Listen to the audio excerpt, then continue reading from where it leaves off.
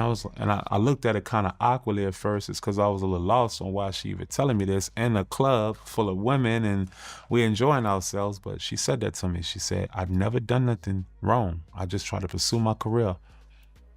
And a couple years later, she sued him. To the charges, there's nothing that the government said in their presentation today that changes anyone's mind about anything. We believe in him wholeheartedly. He didn't do these things. This was a 10-year relationship. There's no coercion. There's no crime. Y'all, did Cassie really give the green light for the infamous freak-off tapes? Because for a minute now, Diddy and his lawyer are standing firm, saying Cassie was totally down to get freaky and there was no coercion involved. They've also requested to possess copies of the freak-off tapes Cassie submitted to the feds. But here's the thing. The government has been playing keep away with the evidence. They're refusing to hand over copies to Diddy's team. And that's got people raising eyebrows. Why the secrecy? What has now even added fuel to the fire is Judge Aaron Subramanian's statement. That man just dropped a bombshell decision that has got the internet going wild, believing Cassie lied about the freak off. Buckle up, y'all, because this tea is about to flip the entire script. And honestly, at this point, I'm not sure who's telling the truth, Cassie or Diddy. But don't worry, I'm not here to sway your opinion. I'm gonna let y'all be the judge at the end of this video. So let's get into it. To understand it better, let's dive into the allegations against Diddy. According to reports, he's accused of kidnapping and coercing women into sexual activities, sometimes through the use of firearms and threats of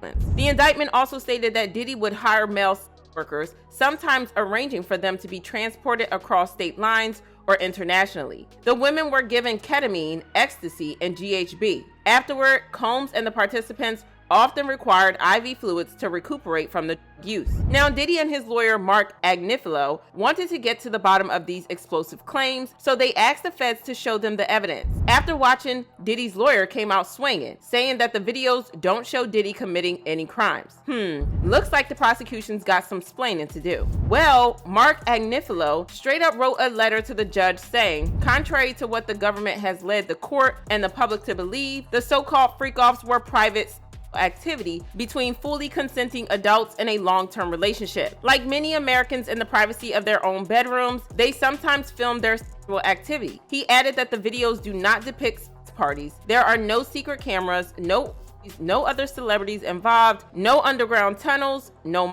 minors, and then he concluded to say the case is about whether victim 1, which is Cassie, was or was not a willing participant in her private life with Mr. Combs. And about the male workers, Mark decided to go straight to the source. He asked the workers point blank, were they coerced into doing anything they didn't want to do? And their answer, a resounding no. Now, y'all, let's even think about it this way. If Diddy and his team had seen something incriminating on those tapes, wouldn't they have folded by now? But no, they're still standing firm, claiming they've done nothing wrong. So what's going on? Are the feds holding back some secret evidence, waiting to drop it like a bombshell at a trial? Because let's be real, Mark Agnifilo is a seasoned lawyer, not some rookie who's gonna risk his reputation on a lost cause. If he'd seen something on those tapes that implicated Diddy, he'd be singing a different tune by now. But instead, he's still riding hard for his client, defending him with confidence. That's got some people wondering, is Diddy really innocent? Has he been unfairly targeted? The tide of public opinion is starting to shift, and some folks are now riding for Team Diddy. And look, there's this whisper about Cassie not coming out clean that's been going on. Recently, her ex-bandmate Chopper also made it clear in an interview that he witnessed Cassie signing for what she got into. He claimed that he saw how Cassie left her ex for Diddy because she wanted a lift in her career. In a nutshell, he said Cassie did what pretty crazy girls do. You know, because it's like we went to school together practically. The Diddy camp, you know, did it, you know, bad boy college. She was so happy to see me, and we took shots together, and she told me, I swear she told me, she said, I never did nothing wrong to him. She said, I did everything right. I was just trying to pursue my career. You know that, huh, Chop?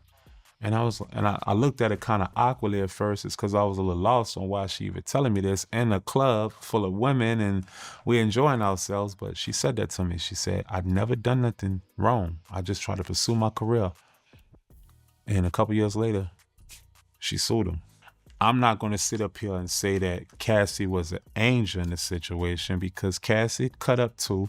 You know, Cassie was being, you know, she was doing what cute, crazy girls do too. So let's not discredit situations and relationships, you know. You can't make it seem like somebody's just a villain walking around just batting people and people up. I don't think it went like that, from what I've witnessed. Okay, we just heard from Cassie's ex-bandmate, and we can't just discard what he said. He could be right, who knows? And what he said is obviously the reason Diddy and his attorney are standing their ground. Now, this is where the story gets even more interesting. Diddy's attorney is not only saying there's no coercion in what he watched with the feds, he's now also requesting copies of the so-called freak-off tape in preparation for Diddy's trial on the 5th of May. But guess what? The feds are saying they won't let the defendants have it. Why? Because Cassie requested that her privacy should be protected. Okay, that makes some sense, but let's keep it a buck, y'all. It's also Diddy's privacy. And don't y'all think he truly need the tapes to prepare for his defense? Mind you, I ain't riding for Diddy or can say he is innocent because of the height of the allegation on him. But then again, people are saying he has some points here. And it's the reason why some have turned